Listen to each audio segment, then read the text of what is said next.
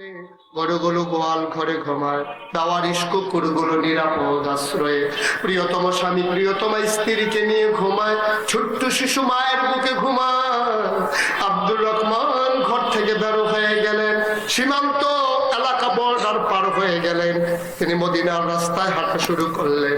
কাফেরের হাতে ধরা পড়ে যান নাকি এই ভয়ে তিনি সারা রাত হাঁটেন, আর দিনের বেলা পাহাড়ি গুহার ভিতরে ঘুমিয়ে থাকেন।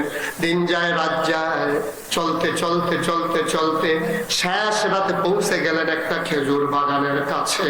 ঝুপের আড়ালে তিনি লুকিয়ে রইলেন। এখনো সুবহি সাদেক হয় নাই, সুবহি কাজী অন্ধকার গাঢ়।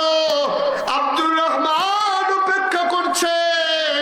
কিছুক্ষণ পরে কান পেতে শুনলেন দূর মিনার থেকে আজানের শব্দ শোনা যায়, আসসালাতু খায়রুম মিনান নাওম। তিনি বের হয়ে আসলেন, বুঝলেন আমি মদিনার কাছাকাছি চলে এসেছি। তিনি ঢুকলেন, ঠান্ডা পানি দিয়ে উজু করে মসজিদে ঢুকে কিনারে বসে রইলেন। আল্লাহ রাসূল ঢুকলেন, নামাজ হয়ে গেল। নবীর অভ্যাস ছিল তিনি ঘুরে বসতেন মুসল্লিদের দিকে। নামাজ শেষে তিনি ঘুরে বসলেন। তিনি বললেন, কারো কোনো সমস্যা? সবাই বলে না ইয়া রাসূলুল্লাহ, কোনো সমস্যা নাই। ওই কোনায় মানুষটাকে দেখতে আমার আব্দুর রহমানের মতো।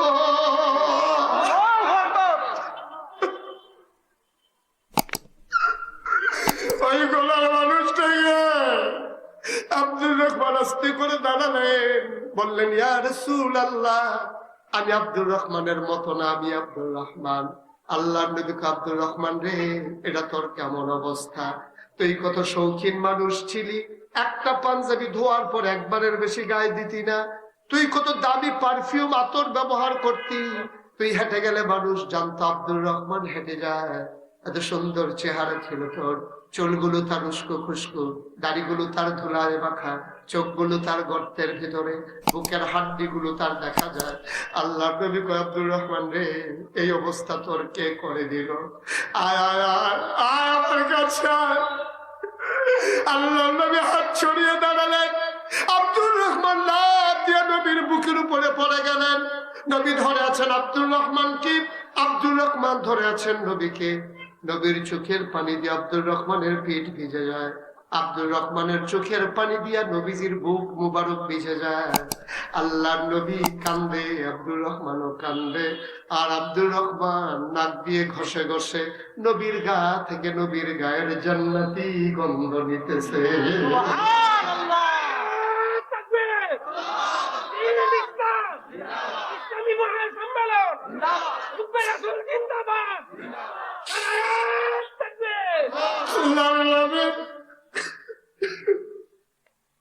চোখের পানি দিয়ে আব্দুর রহমানের পিঠ ভিজিয়ে দিলেন। আব্দুর রহমানের চোখের পানি দিয়ে নবীজির বুক মোবারক ভিজে গেল।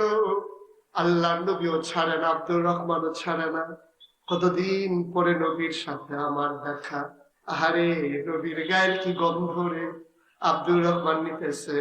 এবার আল্লাহ নবী তাকে ছেড়ে দিয়ে দাঁড়ালেন, ডেকে বললেন, ও আব্দুর রহমান, ও আব্দুর রহমান, কানবি না।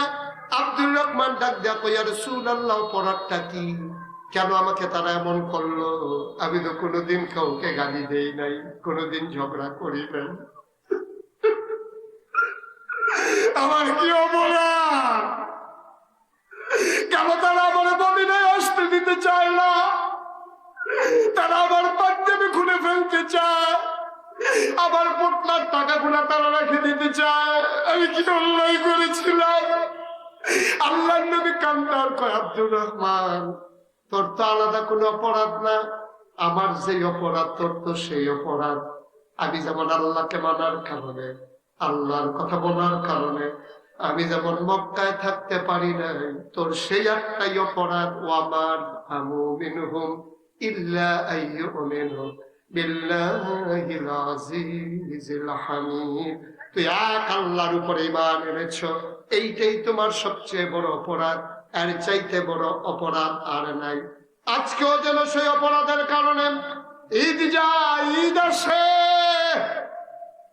ওই আনন্দের সন্তানেরা বাবার জন্য তাকিয়ে থাকে।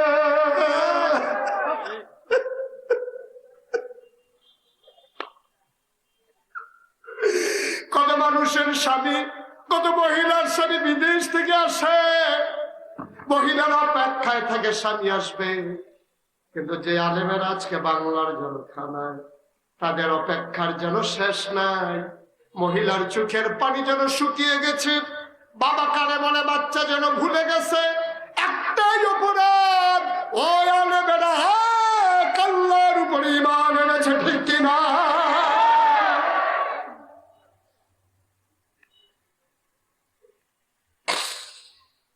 মুসলমান মন দিয়ে শুনো রে ভাই, আমার কলিজার টুকরা যুবকেরা, আহলুস সুন্নাত ওয়াল জামাত যুব সংগঠন নাম দিয়া এই মাহফিলটা দাঁড় করিয়েছে। 32 বছর মুশতাক হয়ে যে মাহফিল করি, মাহফিলে কদম দিলে মাহফিলের ওজন বুঝি। আজকের এই ভাদুগর ঈদগাহ ময়দানের মাহফিলে কদম দিয়া আমার মন সাক্ষী দিয়েছে, আল্লাহ তোমাদের এই মাহফিল কবুল করে নিয়েছে।